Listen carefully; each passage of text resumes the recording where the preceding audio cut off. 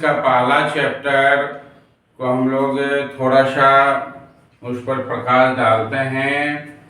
पहले चैप्टर की ओर बढ़ने से पहले मैं फिजिक्स क्या है इस पर थोड़ा सा प्रकाश डालता हूँ।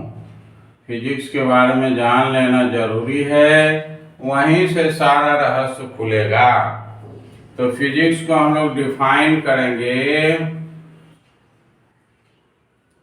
कुछ इस तरह से। Physics is the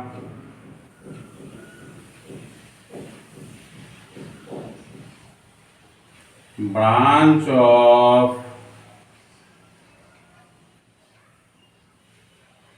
natural science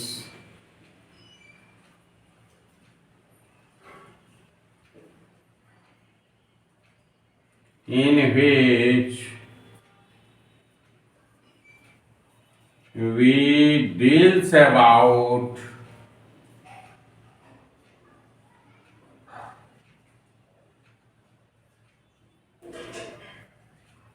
physical quantities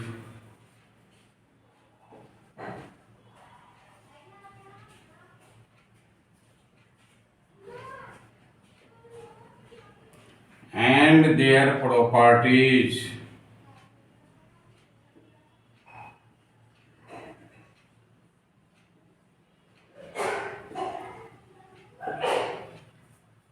Physics is the branch of natural science in which we deals about physical quantities and their properties। अर्थात भौतिकी प्राकृतिक विज्ञान की वह शाखा है, इसको अगर हिंदी में लें हम लोग तो भौतिकी प्राकृतिक विज्ञान की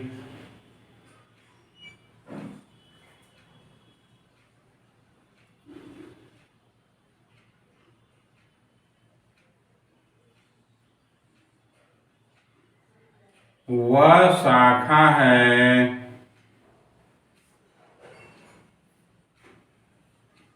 जिसमें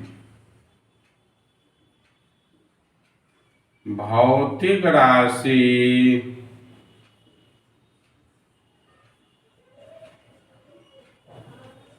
और उसके गुणों का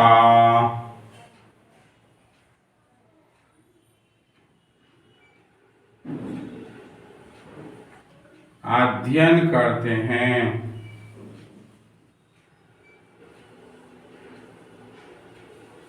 यह भौतिकी का डिफिनेशन है। Physics is the branch of natural science in which we deals about physical quantities and their properties.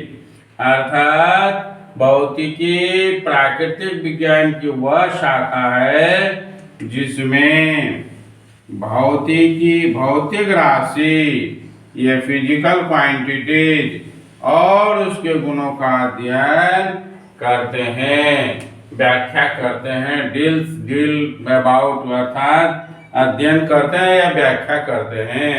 यह हमारा भौतिकी का डिफिनेशन है। भौतिकी के डिफिनेशन से हम लोगों को बहुत सारा चीज निकलेगा और वहीं से हम लोग फिर आगे बढ़ेंगे। अब इसमें हम लोग देखते हैं एक दो चीज है। नंबर एक है यह नेचुरल साइंस, प्राकृतिक विज्ञान। तो प्रकृति के अंतर्गत होने वाले क्रियाकलापों के विज्ञान को प्राकृतिक विज्ञान कहते हैं। सामान्यतः प्रकृति को समझने के लिए सीधा सीधी यह बात समझ लें कि जिसको जनरली हम लोग कहते हैं कि गॉड के द्वारा दिया हुआ है, वह सारा का सारा नेचर है, प्रकृति है। पृथ्वी, वन, हवा, नदी, समुद्र, ये सारा चीज नेचर के अंतर्गत आता है। और नेचर के अंतर्गत आने वाले बहुत सारे ऐसे चीजों को हम लोग जो पढ़ते हैं उसको हम लोग नेचुरल साइंस में पढ़ते हैं। आगे चल करके मैं साइंस क्या है इस पर भी परिभाषा दे दूंगा। अभी पहले हम लोग फिजिक्स क्या है उस पर हम लोग फोकस करते हैं। तो नेचुरल साइंस में जनरली हम लोग फिजिक्स पढ़ते हैं, केमिस्ट्री पढ़ते हैं और बायोलॉजी को पढ़ते हैं। तो यहाँ पर हम लोगों को अभी फिजिक्स पढ़ना है। तो एक तो इसमें नेचुरल साइंस को देखे और दूसरी चीज इसमें देखे फिजिकल क्वांटिटीज। ये फिजिक्स में किसको पढ़ेंगे? तो फिजिकल क्वांटिटीज को पढ़ेंगे। अब फिजिकल क्वांटिटीज किसको कहेंगे? क्या सभी तरह की चीज फिजिकल क्वांटिटीज है? तो फिजिकल क्वांटिटीज को अगर हम लोग डिफाइन करना चाहें तो उसको भी हम लोग देख लेते हैं, इसका डिफिनेशन को। भौतिक राशि को अगर हम लोग इसको इस तरह से लिखें तो ज्यादा अच्छा होगा। भौतिक राशि या फिजिकल क्वांटिटीज।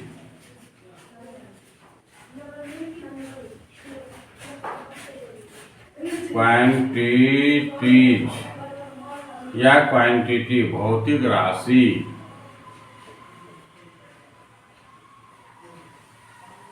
बहुत ही सरल परिभाषा यह होगा कि वे राशि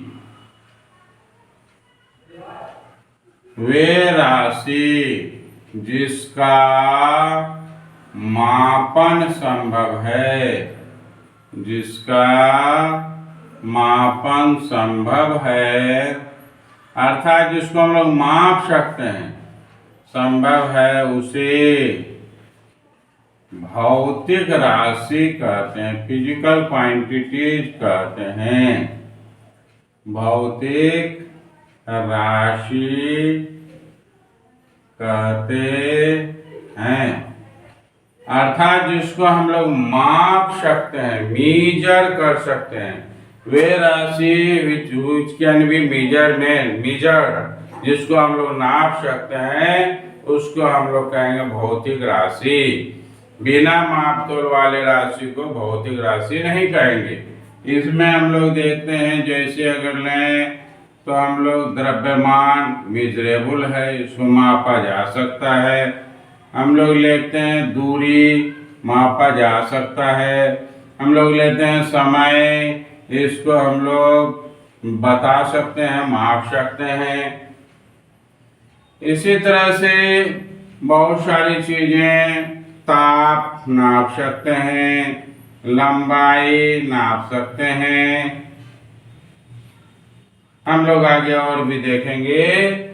लेकिन कुछ ऐसी भी चीज हो सकती है जिसको नापा नहीं जा सकता है, उसको हम लोग भौतिक राशि नहीं कहेंगे।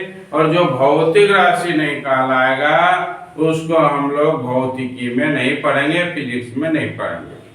उन चीजों को हम लोग फिजिक्स में पढ़ने का चेष्टा नहीं करते हैं। इसलिए मेजरेबल जो टर्म्स हैं वो भौतिक राशियां हैं।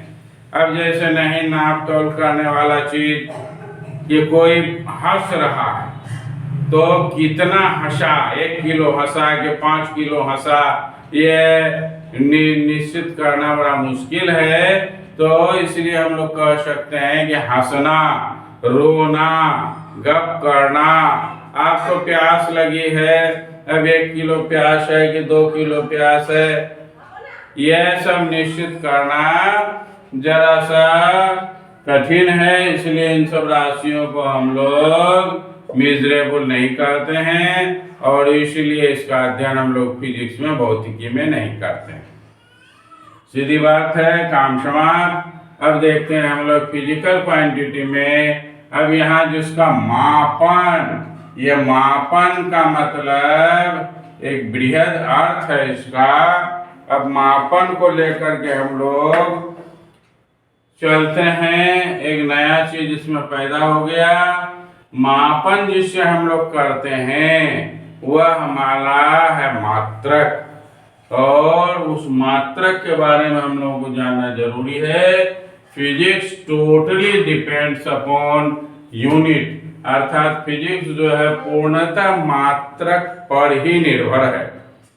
अगर हम मात्रक नहीं जानते हैं, नहीं समझते हैं, तो फिजिक्स में बड़ी कठिनाई होगी।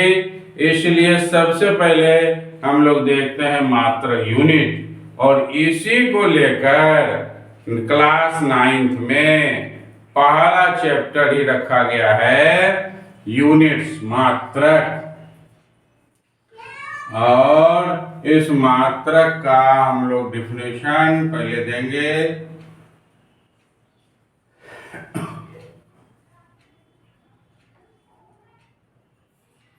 भौतिक राशि को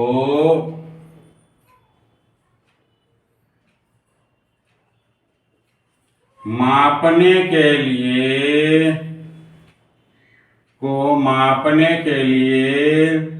जिस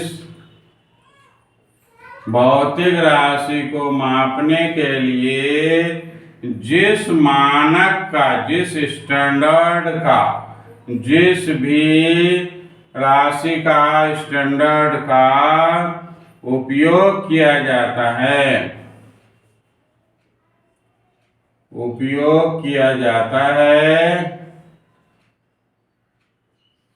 उसे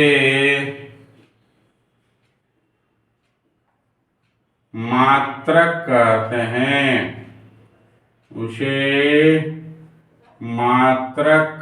हैं। अर्थात फिजिकल क्वांटिटी को मापने के लिए कुछ जो है एक टर्म ले लिया गया, एक मानक ले लिया गया, और उस मानक का नाम ही हमारा मात्रक है। जैसे अगर हम लोग लें तो अगर हम लोग द्रव्यमान, कोई भी चीज को अगर द्रव्यमान के रूप में मापेंगे तो कहेंगे KG, 5 KG, 10 KG, 20 KG, 100 KG. तो इस तरह से द्रव्यमान को मापने के लिए हम लोग केजी का प्रयोग करते हैं, ग्राम का प्रयोग करते हैं, या टन, क्विंटल, जो भी प्रयोग करते हैं, यह द्रव्यमान का मात्रक कहलाएगा, ग्राम। फिर हम लोग लेते हैं क्विंटल, टन, यह सब मात्रक कहलाएगा। उसी तरह से समय को मेजर करने के लिए हम लोग क्या करते हैं, समय के लिए, टाइम के लिए लेते हैं घंटा, आवर, मिनट, या फिर हम लोग लेते हैं सेकेंड। हालांकि फिजिक्स में सेकेंड्स का ही प्रयोग होता है। फिजिक्स में 1 सेकेंड में बहुत सारी घटनाएं हो जाती है, इसलिए हम लोग विशेषकर सेकेंड का ज्यादा प्रयोग करते हैं। वैसे तो ये सभी समय का मात्रक है, समय को उससे मेजर करते हैं। अगर ले रहे हम लोग दूरी, तो दूरी को मिलीमीटर, सेंटीमीटर, किलोमीटर लेते हैं। इसके अलावा बहुत लंबी दूरी लेंगे तो प्रकाश वर्ष। इस तरीके से मात्रक जो है वह स्टैंडर्ड है, मानक है, जिसको हम लोग किसी भी भौतिक राशि को उससे मेजर करते हैं, इसको हम लोग यूनिट्स कहेंगे। अब हम लोग देखते हैं कि यूनिट्स तो पूरे दुनिया में, पूरे धरती पर अलग अलग देशों में कुछ अलग अलग तरह का मापन चलता है या चला। पुराने समय में जब देश एक दूसरे से जुड़े हुए नहीं थे तो लोग अपने अपने हिसाब से मापन करते थे, लेकिन धीरे धीरे इसमें परिवर्तन होता गया और फिर देश विदेश के लोग एक दूसरे से जुड़ने लगे। जब से यह इंटरनेट सेवा उत्पन्न हुई, ये हर जगह के लोग एक दूसरे से जुड़े हुए हैं। इन समय में पूरे विश्व में इन सब की एक निश्चित व्यवस्था होनी ही चाहिए। इसके लिए वैज्ञानिकों ने बड़ा ही प्रयास कर पहले मात्रक को निम्नलिखित पद्धतियों में बांटा। आते हैं हम लोग मात्रक की पद्धति को देखें, सिस्टम को देखें। तो मात्रक की पद्धतियां, system of units, system of units, मात्रक की पद्धतियां। तो मात्रक की कुल अभी एसआई लगाकर कुल 4 पद्धतियां हैं। वैसे एसआई ही पूरे विश्व में अभी मान्य है। एक नंबर में सीजीएस सिस्टम, यह सीजीएस सिस्टम है। सीजीएस सिस्टम का मतलब हो गया सी से सेंटीमीटर, जी से ग्राम और यस से सेकेंड सिस्टम। अर्थात जब हम लोग कोई सम बनाएंगे या किसी चीज को लेंगे, तो अगर लंबाई को लेंगे सेंटीमीटर में, तो उस समय द्रव्यमान को, मास को लेंगे ग्राम में और समय को लेंगे सेकेंड में। फिर आया एफपीएस सिस्टम, ये हम लोगों को फुट पाउंड सेकेंड सिस्टम कहलाता है। Foot pound second system. इस तरीके से इसमें लंबाई को लेंगे फुट में, द्रव्यमान को, मास को लेंगे पाउंड में और समय को लेंगे सेकेंड में। फिर चलते हैं हम लोग 3 नंबर में एमकेएस सिस्टम। यह एमकेएस सिस्टम अर्थात यह तो हमारा हो गया मीटर, फिर केजी और सेकेंड सिस्टम। इस तरह से यह एमकेएस पद्धति कहलाया। ये 3 पद्धति पूर्ण विकसित पद्धति थी। और फिर ये 3 पद्धतियों से क्या था कि अन्य अन्य जगह, जैसे कि यह पाउंड, फुट वगैरह, मीटर, सेंटीमीटर भारतवर्ष में हर जगह तो यूज होता ही है, लेकिन पाउंड का प्रयोग बहुत ही कम, रेयर, कहीं कहीं होता है। आप सभी देखे होंगे, यह इसका प्रयोग, पाउंड का प्रयोग बहुत कम होता है।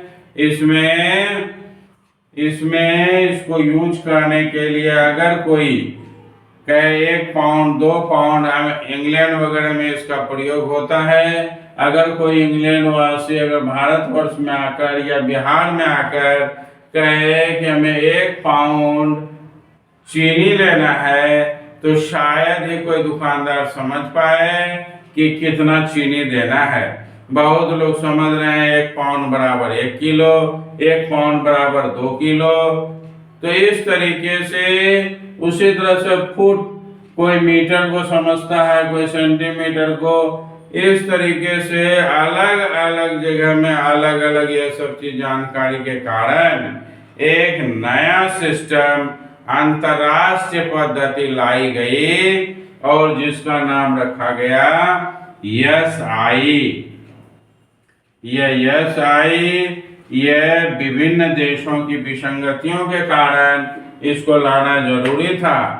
आज पूरा विश्व एक दूसरे से जुड़ा हुआ है और विज्ञान के क्षेत्र में तो खैर हर कोई एक से दूसरे करीब के साथ जुड़ा हुआ है। तो ऐसे स्थिति में जब हमारा वैज्ञानिक, भारतवर्ष का वैज्ञानिक अमेरिका जाएगा, तो वहाँ की पढ़ाई अगर अलग मिलेगी, वहाँ का यूनिट अलग मिलेगा, तो वहाँ के लोगों को भी परेशानी और जाने वाले को भी परेशानी होगी। इसलिए वैज्ञानिकों ने मिलकर एक नया सिस्टम पैदा किया और उस सिस्टम का नाम रखा एसआई।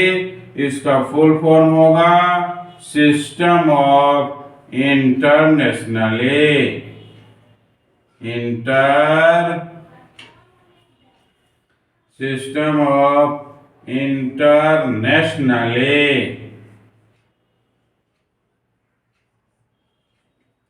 हालांकि ये सुनने में थोड़ा उल्टा पुल्टा लगता है, सिस्टम ऑफ इंटरनेशनल, इसलिए इसको इसको इंटरनेशनल सिस्टम भी बोला जाता है।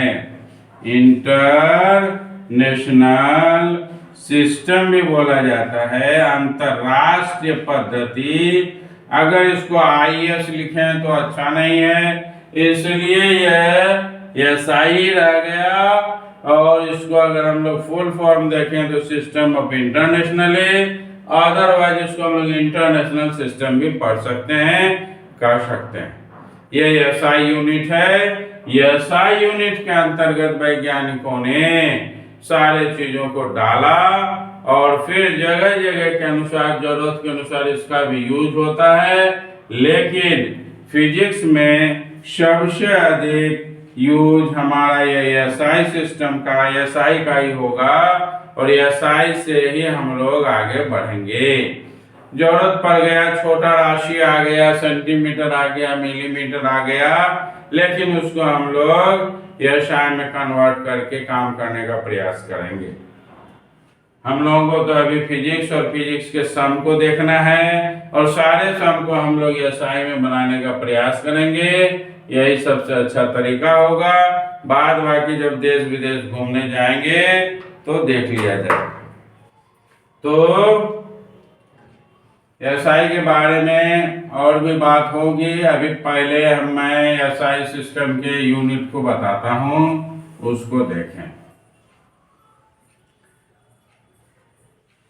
SI पद्धति में, इंटरनेशनल सिस्टम में मात्रक को दो भागों में बांट दिया गया, या यूं कहें कि मात्रक की दो पद्धतियां विकसित हुई। मात्रक की दो पद्धतियों में एक है मूल मात्रक, फंडामेंटल। मात्रक को दो पार्ट में बांट दिया गया। एक फंडामेंटल यूनिट,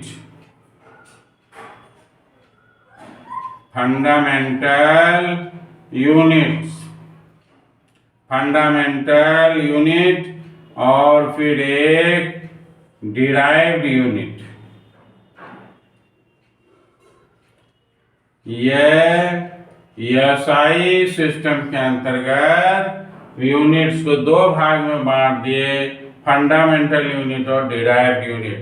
यह दोनों भाग क्वांटिटी के दो भाग से आया है। फिजिकल क्वांटिटी भी दो तरह का हो गया, एक फंडामेंटल क्वांटिटी और दूसरा फंडामेंटल क्वांटिटीज और दूसरा डिराइव्ड क्वांटिटी।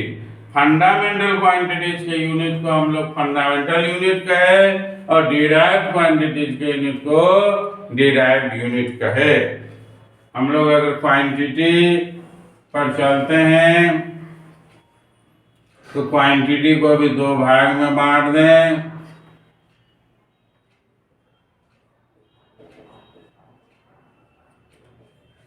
एक फंडामेंटल क्वांटिटी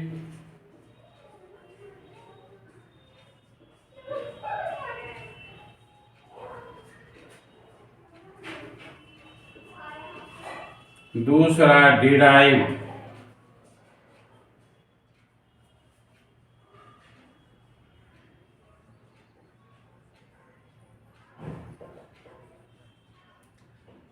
अगर इसको देखें हिंदी में कहेंगे मूल राशि। मूल राशि अगर हम लोग इसका डिफाइन करें इसको, तो वे राशि जिससे अन्य राशि की उत्पत्ति होती है, that quantities by which other quantities are derived, वे राशियां जिससे अन्य दूसरी राशि की उत्पत्ति होती है उसको मूल राशि कहते हैं। यह किसी से उत्पन्न नहीं होता है बल्कि इससे अन्य राशियां उत्पन्न होती है, इसलिए इसको हम लोग फंडामेंटल क्वांटिटी, मूल राशि कहते हैं। और अगर हम लोग मात्रक में जाएं तो मूल राशि का जो मात्रक होगा या उसको भी अगर डिफाइन करें तो वे यूनिट्स, वे मात्रक जिससे अन्य मात्रक की उत्पत्ति होती है उसको हम लोग फंडामेंटल यूनिट कहेंगे। मूल राशियों को एसआई पद्धति में 7 वर्गों में बांट दिया गया, अर्थात 7 मूल राशियां मान्य हुई। मूल राशि की संख्या 7 हुई। इसको ऑब्जेक्टिव के लिए अच्छे से याद रखें और 7 मूल राशि को भी याद रखें। कल वर्ग 9 के बच्चे इसके लिए जरूरी है। आते हैं हम लोग मूल राशि को देखें। तो मूल राशि में है द्रव्यमान, मास,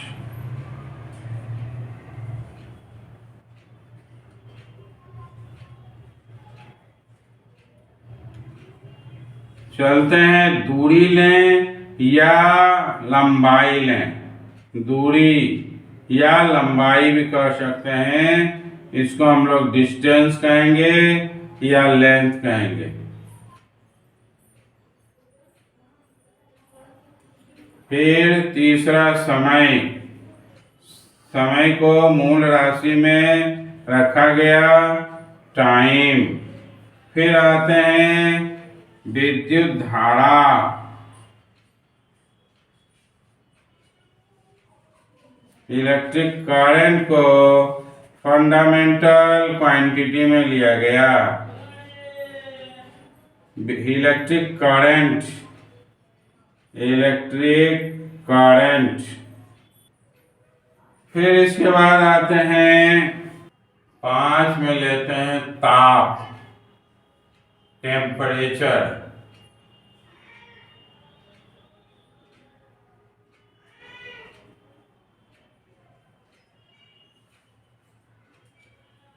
फिर ज्योति तीव्रता लेते हैं,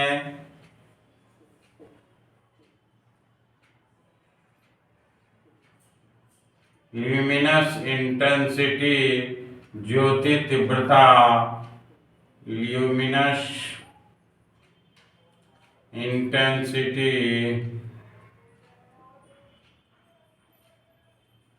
ज्योति तीव्रता। और 7वां है पदार्थ की मात्रा, पदार्थ की मात्रा। हालांकि यह द्रव्यमान से रिलेटेड है, लेकिन इसको हम लोग केमिस्ट्री के रीजन में लेते हैं। केमिस्ट्री में मोल के बारे में हम लोग पढ़ते हैं और मोल के बारे में जानेंगे। तो उस सेंस में यह पदार्थ की मात्रा है। इसका यूनिट मोल होता है, MOL मोल, या MOL भी लिखा जाता है। पदार्थ की मात्रा के सेंस में, मोल के सेंस में लेते हैं इसको। यह मोल है। अब इन मूल राशियों के 7 मूल राशि हैं और 7 मूल राशियों के 7 मूल मात्रक हैं। वे मूल मात्रक को भी हम लोग याद रखें। द्रव्यमान का मात्रक हो जाएगा, इसको थोड़ा हटा दें। द्रव्यमान का मात्रक हो जाएगा एसआई पद्धति में। अगर लेते हैं हम लोग एसआई सिस्टम में 7 मूल राशियां तो 7 मूल मात्रक। तो द्रव्यमान का मात्रक लिया गया मीटर। सुन, एसआई पद्धति में अगर लें तो द्रव्यमान का मात्रक लिया गया केजी, किलोग्राम। दूरी या लंबाई का मात्रक लिया गया मीटर। समय का मात्रक लिया गया सेकेंड। विद्युत धारा का मात्रक लिया गया एम्पियर। यह एम्पियर है जिसको ए से रिप्रेजेंट करेंगे। यहाँ तो थोड़ा जगह का कमी है, इसको हटाएं। ताप का मात्रक हो गया केल्विन या degree centigrade. Luminous intensity SI में हालांकि केल्विन ही लेते हैं हम लोग, डिग्री सेंटीग्रेड का यूज करते हैं।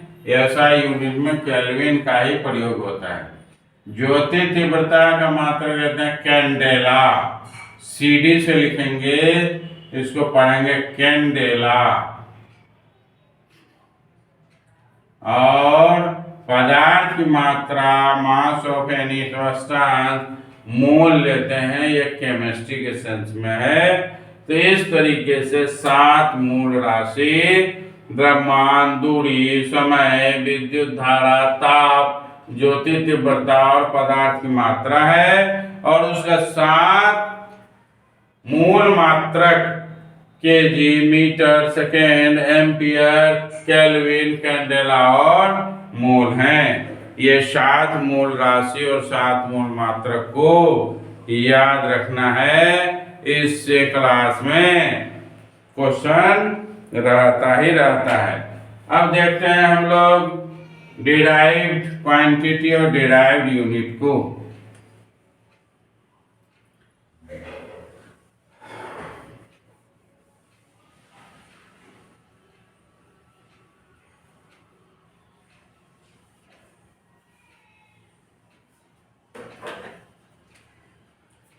डिराइव्ड यूनिट में आ गया वे यूनिट जो फंडामेंटल यूनिट से प्राप्त होता है। डिराइव्ड क्वांटिटी लें पहले। वे क्वांटिटी जो फंडामेंटल क्वांटिटी से उत्पन्न होता है उसको हम लोग डिराइव्ड क्वांटिटी कहेंगे। वे क्वांटिटी जो फंडामेंटल क्वांटिटी से पैदा होता है, उत्पन्न होता है, उसको डिराइव्ड क्वांटिटी कहते हैं। जैसे अगर हम लोग चाल का डिफिनेशन लें तो चाल कहते हैं इकाई समय में तय की गई दूरी को। इकाई समय में तय की गई दूरी को चाल कहते हैं। इसलिए चाल को लिखते हैं हम लोग दूरी बटे समय। तो इस तरीके से दूरी हमारा है फंडामेंटल क्वांटिटी और समय भी है फंडामेंटल क्वांटिटी। फंडामेंटल और फंडामेंटल मिलाकर तब आया चाल। तो चाल फंडामेंटल से पैदा हुआ, इसलिए इसको हम लोग डिराइव्ड क्वांटिटी या व्युत्पन्न राशि कहेंगे।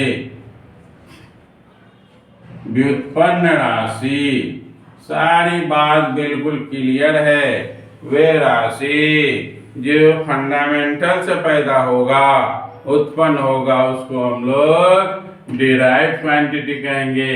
चाल पैदा हुआ दूरी और समय से, इसलिए चाल हमारा एक डिराइव्ड क्वांटिटी है।